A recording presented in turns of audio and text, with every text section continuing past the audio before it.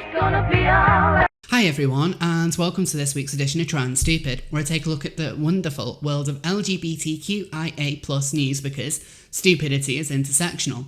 So the first story that I'm going to cover this week is some big celebrity gossip, and if you've been anywhere near social media at all over the last weekend, there is no way you haven't escaped the story of the century, as Sam Smith is now a they/them, even going so far as to make his whole Twitter profile just pronouns. Peak current year.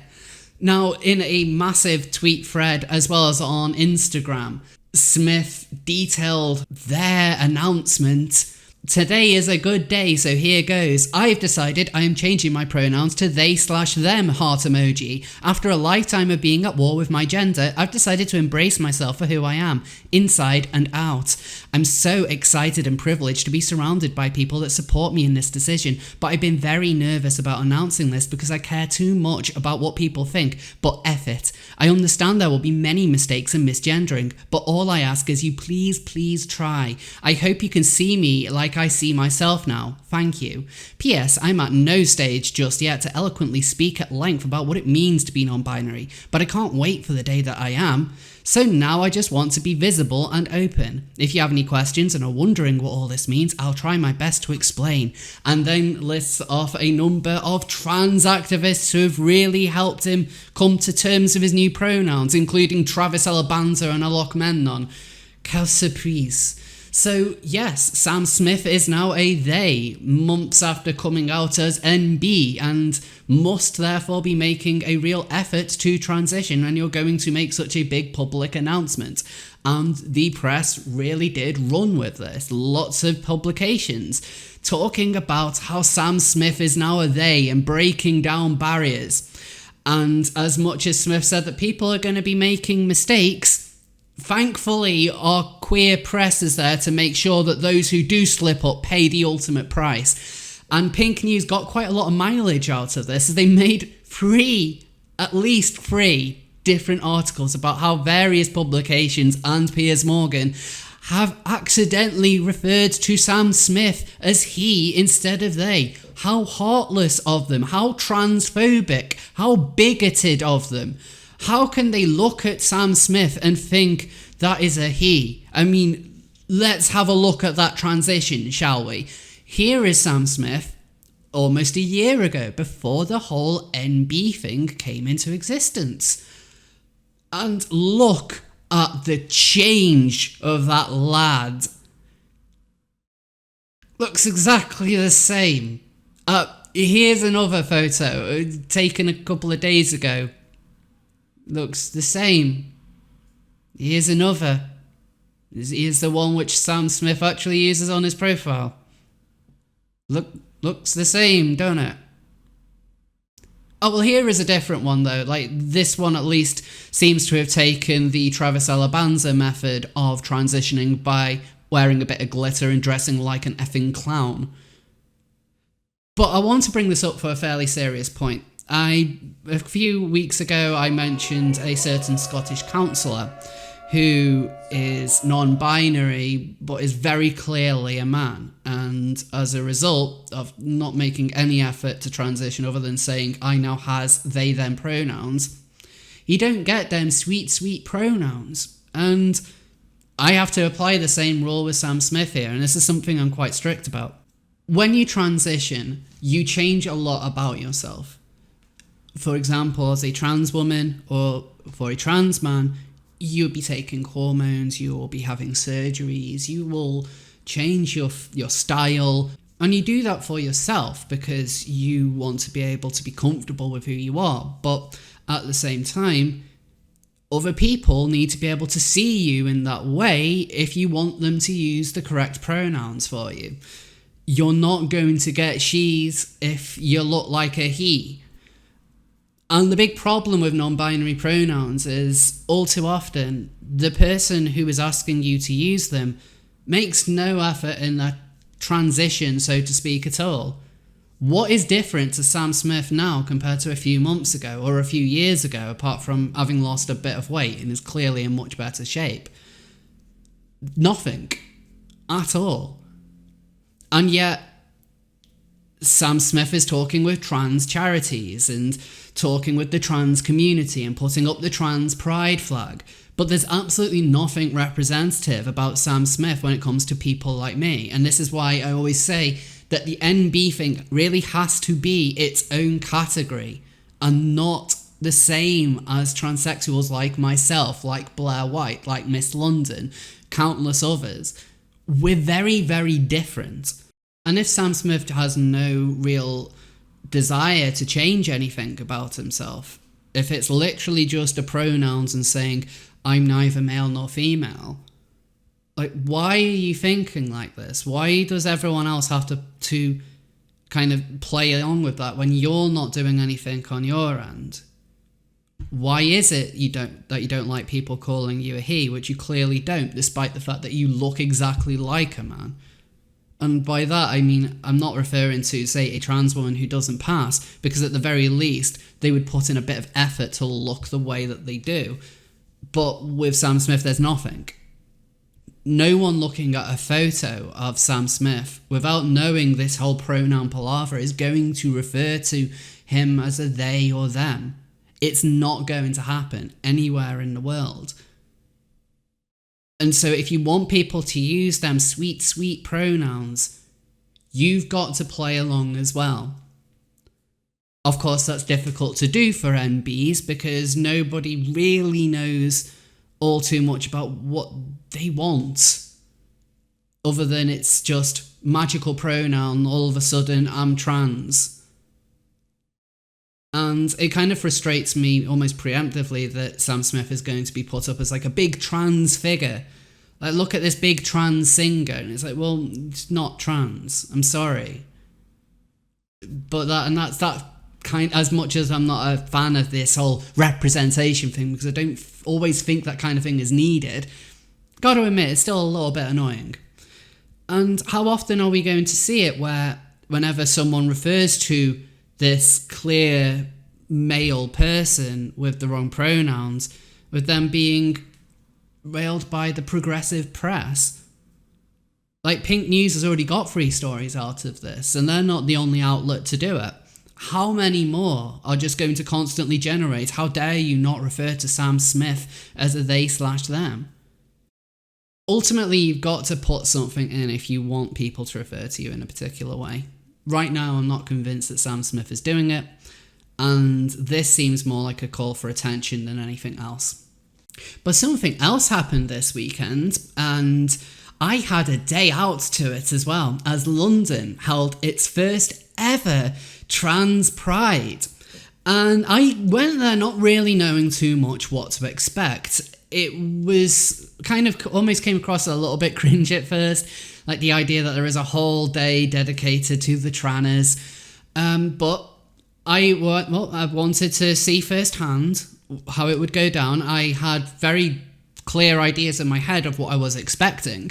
And to be quite honest, I want to be, as true and honest as I can be. But if you're expecting me to just kind of rail on the day entirely, that's not going to quite happen. But there are certainly things that I do take issue with, as one would expect on Rose of Dawn. So the day started quite quiet. There wasn't, an hour before it started, it was fairly, there was almost nobody there.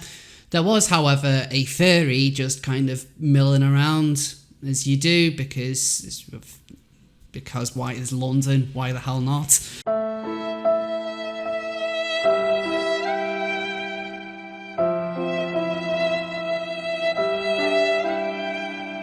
After I went to get a pumpkin spice latte, I came back and there was a surprisingly big crowd. Like, the turnout just exploded in the space of half an hour.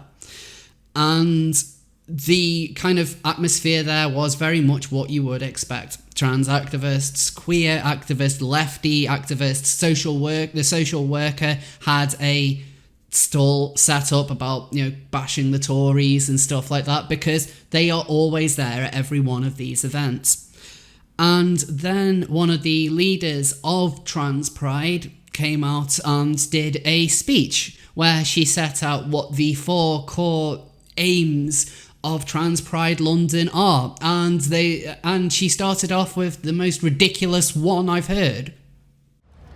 So the state of healthcare in the UK right now just really isn't up to standards. We have these gender identity clinics. Does anyone know about the gender identity clinics? Okay, so the thing is with the gender identity clinics is that there's a wait usually between 1 to 4 years before you're even seen. Okay, and this model was thrown away in countries across the world. It's very outdated, it does not work. There is no reason why people need to be referred to a gender identity clinic. Your GP has the power to give you the medical help that you need. So we propose throwing away the gender identity clinics and adopting an informed consent model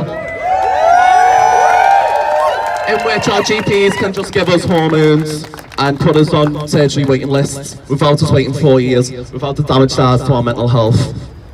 So yeah, those clinics which are specialised in helping trans people, because they're oversubscribed and underfunded, we just need to get rid of them. Because a GP can deal with it, right? I mean, you know, GPs can just prescribe medicine for anything else. You know, you don't need a specialist clinic for a particular condition. You know, this is ludicrous. The idea of, I understand the argument that there's a lot of waiting times when it comes for appointments at GIC. They are unbelievably long. But you don't solve that by getting rid of the GIC. It's important to have specialists in place to be sure that people are getting the correct help. I completely disagree with this model of just self-referring, because there's going to be a lot of people who actually aren't trans that can just all of a sudden make life-changing alterations to their body because for 6 to 12 months they thought they were a gender that they're not. And that this always seems to get a big cheer makes me think that a lot of the trans community are very naive about what actual medical help there should be. Cool, you might have gender dysphoria, but your friend says that you don't have to have gender dysphoria at all, and in the next year or two is probably going to turn out to have just been a butch lesbian. And there is no way of being able to have a safeguard if you don't have specialists who have looked into and treated this particular condition their whole careers to specialise in. And what makes you think that a GP would be a good enough call? I mean, don't we always hear horror stories about GPs who refuse to give medication? You get rid of a GIC, where are you going to go? Exactly. But other demands included social housing for trans people, as well as LGBTQIA++ education in schools. Now, the latter is certainly quite controversial, and I would very much disagree with the idea of pushing what gender are you education onto kids, and especially when it comes to things like gender identity. I think a lot of that is if they're in a situation where it has to come up, then yes, you can talk to them about it, but not every kid needs to learn about every new gender under the sun as though it's a Pokemon. But another interesting point that was brought up was the fight against Trans Deportations, which later on in the march simply turned into no deportations at all, as this screeching Antifa activist kind of helpfully pointed out. Fuck deportations! No borders! No nations! Fuck deportations! No borders! No nations! Fuck deportations! No borders! Fuck deportations! No borders! No nations! Fuck deportations! No borders! No nations! Fuck deportations! 2, 4, 6, 8! Quiz unite to smash the state! 2, 4, 6, 8! Quiz unite to smash the state! So the march had a good few hundred people, maybe over even 1,000. And surprisingly, apart from a few people wearing Antifa t-shirts and, well, a socialist worker being there, it wasn't as lefty as I was generally expecting. However, it certainly was a left-wing protest. And the people seemed very happy. People actually seemed to be having a good time. Lots of chanting. There was... it was actually not a bad atmosphere. Some of the chanting did sound a little bit aggressive, but these things they generally always do. So why did they have a trans pride anyway? Well... But when has there ever been hundreds of trans people in central London in broad daylight?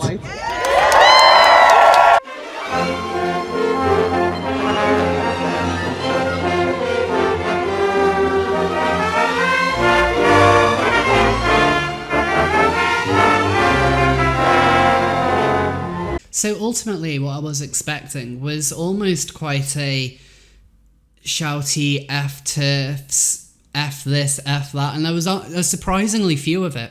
In fact, the only person who was reeing about fascism and as such wasn't even trans herself, or at least might have been an NB or whatever, likely, but ultimately it seemed like a fairly decent atmosphere, and a lot of people in London turned up to cheer them on. Of course, some of the chants were quite strange, such as this one. When I say, and you say trans rights, we have trans rights! Yeah, he kind of broke the programming a little bit there.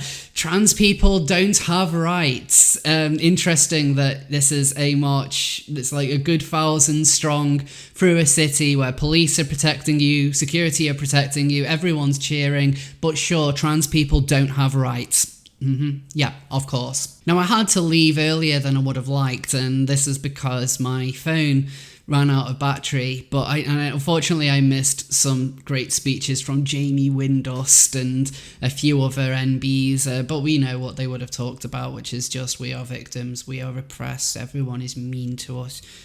You know, we every day we get bricks thrown at us. It's hard being trans. It's really hard. But I'm not against the idea of there being a trans pride, to be quite honest. And I'm not against the idea of pride either. But at the same time, I'm fully aware that these kinds of events aren't for me. When it was made quite clear that it's very much anti-borders, anti-nation at one point.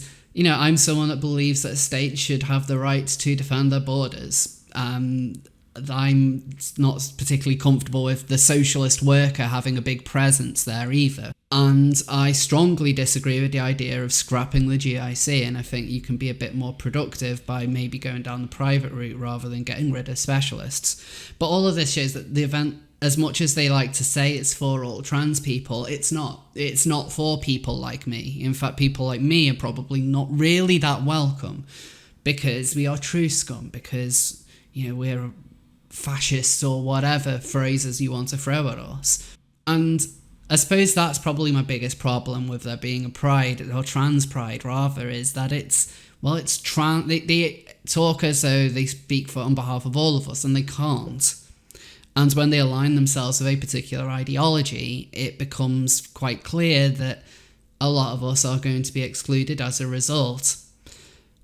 Having said that, I was never made to feel like I was, you know, that nobody was ever hostile to me. Having said that, I didn't get hugely involved. Although I do want to give a quick shout out to the fan who came up to me whilst I was doing some filming. I didn't catch your name, so I'm sorry about that. But that was certainly quite interesting. I didn't expect anyone to be at an event like that actually watches my channel. But I think they did organise it well. I think that the numbers are something which they can be proud of. They definitely did get a lot of people, and they probably got a lot more people than they expected, so this is going to become a yearly thing for them. Maybe next time you could invite me to talk, guys. Sure, that would go down really well. I'm sure you'll get a big crowd just for me. But before I end this segment, I do want to address one thing that's been brought to my attention, which I think is a huge misunderstanding. I've seen a couple of gender-critical people share 2 photos which they've said were taken at the event concerning hanging TERFs. Now, the first picture is clearly not at the event at all. That's blatantly from a TV show, so I don't know why people think that was taken at Trans Pride. The second one, however, there might be a little bit of context to it. Basically, there was some sort of set up in Soho Square with cowboys or whatever. So it could have just been someone taking a photograph of that, and then they decided to be a bit edgy with the caption. But I would not use those 2 photos to basically delegitimize the event as a whole. I don't think that would be fair. Whilst there were certainly some signs up critical of TERFs, it wasn't a nasty event, and there wasn't anyone there that was genuinely promoting violence. Trust me, if there was, I would be talking about it, and that's probably all I would be talking about. But I got to hand it to them here. They ran a good event. They did. I just am firmly aware that it's not aimed at me. But that's fine. Things don't have to revolve around me anyway, unfortunately. But the last thing that I want to touch on is almost a bit of a follow-up to something I covered a few weeks ago, and it is a bit of sad news, and I'm sure a lot of my viewers have probably heard about this. Last Friday, Magdalene Burns, a gender-critical, radical feminist YouTuber and activist, sadly passed away due to brain cancer. Whilst I can't say that I have followed a lot about what Magdalene did, she certainly had a lot of friends and admirers who really, whose outpouring of grief on Twitter was huge. It was actually, I'm sure it was actually trending at one point. I swear I saw her name up there. Now, a couple of weeks ago, I mentioned how Rachel McKinnon, a quite controversial trans athlete, posted that it will be okay to celebrate when Magdalene finally passes away because of cancer. And not long after the news broke, Rachel decided to post a gif of a skeleton dancing in a graveyard. Now, she was called out for it, to which Rachel replied, well, it's just Friday the 13th. It's a spooky skeleton for Friday the 13th. And a lot of people in her responses were defending that, saying, of course, this is a Friday the 13th meme. And a lot of people found it very funny. One of them found it so funny that a gif of Barney from How I Met Your Mother popping champagne was put up as well. Now, Rachel McKinnon has said that the context is Friday the 13th and not Magdalene Burns passing away. Personally, I would find it strange if I was accused of laughing at someone dying of cancer and not actually make it very clear that's not what I'm talking about, and even maybe being a bit apologetic and say that's absolutely not what I would do at all. Very notable that she didn't do that. But it's also quite notable that a lot of the responses, either they know something that we don't, or they have an incredibly lame sense of humour. And I think it might be fair to assume that it's a bit of both there. But I'm someone who always talks about what the context of it is. To be completely serious here, Rachel, I see exactly what you did here. You know what you did. I think that you're an absolutely disgusting human being. I think that mocking someone, a young woman who died of cancer, is absolutely abhorrent. If someone was to do a similar thing to about a trans activist, I would find them just as repugnant. I think that Rachel McKinnon is an incredibly bad advocate for trans rights. I think that she is incredibly toxic. I think that she is unbelievably nasty and mean-spirited. It's fully clear the kind of human being that Rachel McKinnon is, and I think she's just disgusting. But what are your thoughts on the stories I covered this week? Is there anything I missed out? Please let me know in the comments. Thank you all so much for watching. Please be sure to like and subscribe. You can also support me on Patreon and Subscribestar if you enjoy my content. And finally, just as a quick shout out, I uploaded part 3 of Pillars of the Community the other day, which is on Christine Weston Chandler, or Chris Chan. Part 4 will be coming in the next month or so, and that will be on Monroe Bergdorf. Thank you all again, and I'll see you all next time. And a special thank you to James C. George, Rose Hypnol, The Port of Rizzo, The Leviathan, Laisha, James Dorans, James UK, Evil Moif, Kim Vandry, Sarah, and the rest of my supporters on Patreon and Subscribestar.